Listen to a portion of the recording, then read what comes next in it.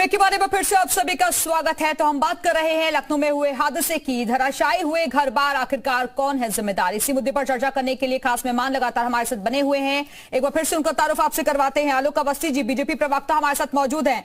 Doctor अभिषेक राय, Samajwadi party के प्रवक्ता हमारे साथ जुड़े हुए हैं। उमाशंकर दुबे जी, सामाजिक कार्यकर्ता के तौर पर हमारे साथ मौजूद हैं। और प्रोफेसर शांतनी बोकिल जी मौजूद हैं, सिविल इंजीनियरिंग की एचओडी हैं, MIT world peace university of Pune से। बहुत बहुत स्वागत है एक बार फिर से आप सभी का। लेकिन चर्चा की शुरुआत आलोक जी मैं आपके साथ ही करना चाहूंगी, क्योंकि ब्रेक पर जाने से पहले उमाशंकर जी ने भी कई तरीके के सवाल खड़े किए। सवाल यह है कि जब जो फाइल 2010 में रिजेक्ट हो गई थी, तो आखिरकार 2010 से लेकर 2023 में वहां लोग कैसे रह रहे थे और अप्रूवल कैसे मिल गया? जो असुरक्षित मानकों पर बिल्डिंग रहती है उसे कैसे अप्रूवल मिल गया? देखिए दिव्या जी, इसमें बहुत सारे भ्रम उत्पन्न हो गए हैं। मैं क्लियर कर देता हूं। पहले चीज, इसका नक्शा अप्रूव नहीं है। ध्वस्तीकरण के आदेश हैं 2010 में हुए थे और तब ये 2 मंजिला भवन बना था। उस समय 2 मंजिला बना था।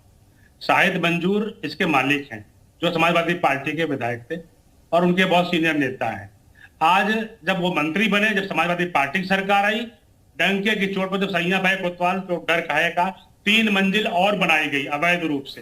पहले भी ये बिल्डिंग अवैध थी, 2 मंजिला जब थी, 3 मंजिला बना करके, जो कि उसकी नींव भी नहीं कम ठीक थी कि जो 5 मंजिल का जोड़ ले लेती।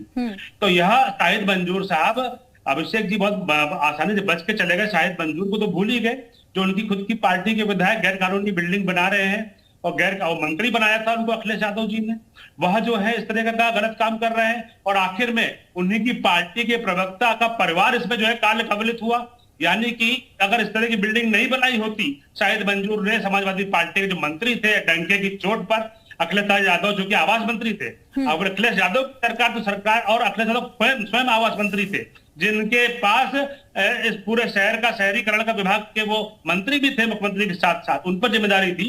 उस समय शाहिद मंजूर ने डंके की चोट पर 3 मंजिल और गैर कानूनी बनाई और उसके बाद आज जो है उनका लड़का डॉक्टर अभिषेक राय, इस बिल्डिंग को बनने से वही रोक देते ना आप? पहले 2 फ्लोर्स बने थे, आलोक जी कह रहे हैं, उसके बाद 3 फ्लोर और बन गए आप लोगों की सरकार में।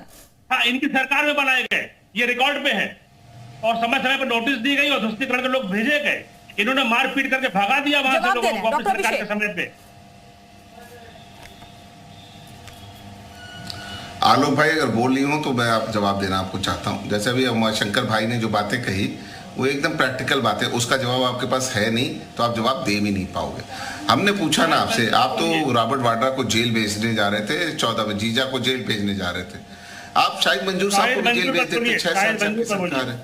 आपने कितने हमारे विधायक, अरे मेरे आलोक भाई, मैं शाहिद मंजूर के ऊपर बोलिए, वो जमीन के मालिक हैं।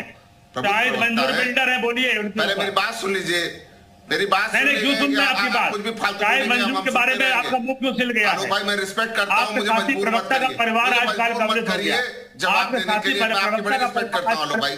गलत बात है, आप लोग भ्रष्टाचार के। मैं दोनों से रिक्वेस्ट करना चाहूंगी, प्लीज हादसे पर प्लीज राजनीति ना हो, प्लीज अपनी भी बातें आप लोग इत्मीनान से रखिए यहाँ पर, प्लीज। दिव्या जी मैं बहुत आराम से बोला, बीच में मैंने नहीं बोला आलोक भाई के, जबरदस्ती बीच में घुस रहे हैं। ठीक है डॉक्टर अभिषेक, आऊंगी आपके पास, लेकिन इस बीच एक बड़ी खबर जल्दी से दर्शकों को बताते हैं, लखनऊ से बड़ी खबर चल रही है। डॉक्टर अभिषेक आ रही हूं आपके पास। अलाया हादसे से जुड़ी हुई बड़ी खबर दे दे। CGM कोर्ट पे नवाजिश शाहिद को पेश किया गया है और कोर्ट ने 14 दिन की न्यायिक हिरासत में भेज दिया है। गैर इरादतन हत्या के मामले में हुई थी गिरफ्तारी, आज ही लखनऊ पुलिस ने की थी गिरफ्तारी। तो इस वक्त की बड़ी खबर, CGM कोर्ट में नवाजिश शाहिद की पेशी हुई और जहां से कोर्ट ने 14 दिन की न्यायिक हिरासत में भेज दिया है। गैर इरादतन हत्या के मामले में गिरफ्तार किया गया था और अब 14 दिन की न्यायिक हिरासत में भेजा गया है नवाजिश को, जहां उससे कड़ाई से पूछताछ की जाएगी। डॉक्टर अभिषेक, मैंने आपको टोका था, अपनी बात पूरी कीजिए। देखिए मैं बहुत सीधी सी बात कर रहा हूँ इसमें। अभी उमाशंकर भाई जी ने बताया कि LDA का अधिकार होता है, इसमें ना किसी का इंटरप्रिटेशन होता, ना सारी चीजें होती। ये फाइल LDA ने पास करी थी, कोई मंत्री पास करता है क्या फाइल? क्या नक्शा कोई किसी मंत्री का सिग्नेचर है? शाहिद मंजूर का सिग्नेचर ये दिखा दे आलोक भाई। जबरदस्ती आरोप लगाने के लिए सिर्फ ठीकरा फोड़ने, जैसे कहते हैं ना बिल्ली के भाग से ठीकरा फोड़ने वाली भारतीय जनता पार्टी, इसका दोष भाई सुन लीजिए, बोलने नहीं दूंगा, बोलने नहीं दूंगा। गलत बात कर रहे हैं आप। आपके ऊपर कुछ है नहीं, महंगाई पे जवाब दे दोगे, बेरोजगारी पे जवाब दे, सवाल पूछते रह जाऊंगा। आलोक भाई आपके पास जवाब नहीं होगा। आप अजय मिशन डेली की बात करो, क्या किया उसके खिलाफ? बिछड़ गया राजमंत्री बना रखा है। और सुन लीजिए, आपको शर्म आनी चाहिए, शर्म आनी चाहिए। उसके बेटे को कोर्ट ने दोषी करार दे दिया, उसके बाद भी नैतिकता के आधार पर इस्तीफा नहीं दिया। आप क्या बात करोगे आलोक भाई? आप ना सुन लीजिए, मुझे मजबूर करो, गड़े हुए मुर्दे सारे उखाड़ दूं, सारे गड़े मुर्दे उखाड़ दूंगा तो भारतीय जनता पार्टी साफ हो जाएगी।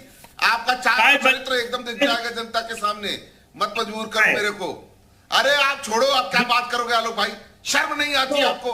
गृह राज्य मंत्री बना रखा है हिस्ट्री शीटर को। हिस्ट्री शीटर इतिहास है, जाके देख लीजिए। डॉक्टर अभिषेक, शाहिद मंजूर के बेटे ने फ्लैट खरीदा था या नहीं खरीदा था? आप जैसे वो और उसका नैतिकता के आधार पर इस्तीफा नहीं दिलाया। डॉक्टर अभिषेक, नवाजिश को जिसकी गिरफ्तारी हुई है उसने फ्लैट खरीदा था नहीं खरीदा था? मेरी बात दिव्या जी देखिए, हमें न्यायपालिका पे पूरा भरोसा है। इन्होंने हमेशा हमारे विधायकों को फंसाया है, चाहे वो हमारा इरफान सोलंकी जी हो, चाहे हमारे रमाकांत यादव जी हो, चाहे आजम खान साहब हो, सबको फंसाया। सबको न्यायपालिका ने एकदम न्याय दिया है। हमें न्यायपालिका पे पूरी आस्था है।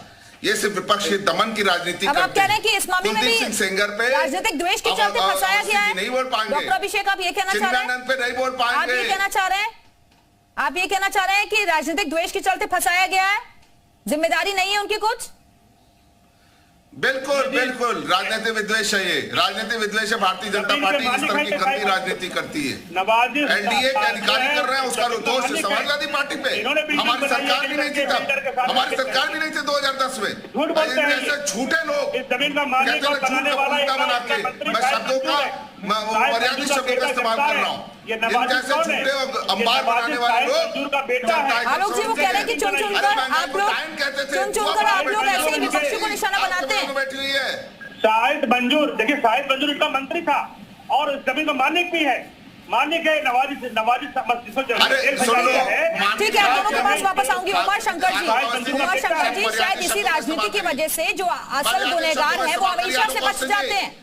मर्यादित शब्दों का इस्तेमाल करिए। माननीय विधायक है वो, आप क्या हो? माननीय विधायक है वो, माननीय विधायक खिलाफ करोगे? देखिए दिव्या जी, जिस तरह से राजनीति हो रही है, इतने बड़े हादसे के बाद जब कोई हादसा होता है, राजनीतिक दल एक दूसरे पर आरोप प्रत्यारोप लगा करके पूरे मामले को डिरेल कर देते हैं।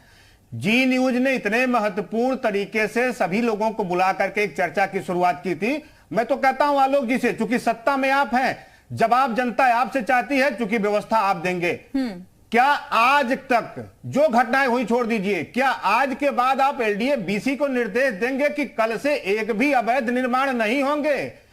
क्या पिछले 6 वर्षों में जो उत्तर प्रदेश में डीओ के आदेश, ध्वस्तीकरण के आदेश एलडीए ने जारी किए हैं, उन पर कार्रवाई कल से शुरू होगी? आलोक जी सिर्फ जी न्यूज के माध्यम से इतना ही बता दें तो मुझे पूरा भरोसा हो जाएगा। सपा के सरकार में, बसपा के सरकार में कब क्या हुआ, इन बातों को छोड़ दीजिए। आज इस घटना के बाद क्या लखनऊ विकास प्राधिकरण के उन अभियंताओं के खिलाफ, तत्कालीन बीसी के खिलाफ भी मुकदमा दर्ज करके उनको जेल भेजा जाएगा?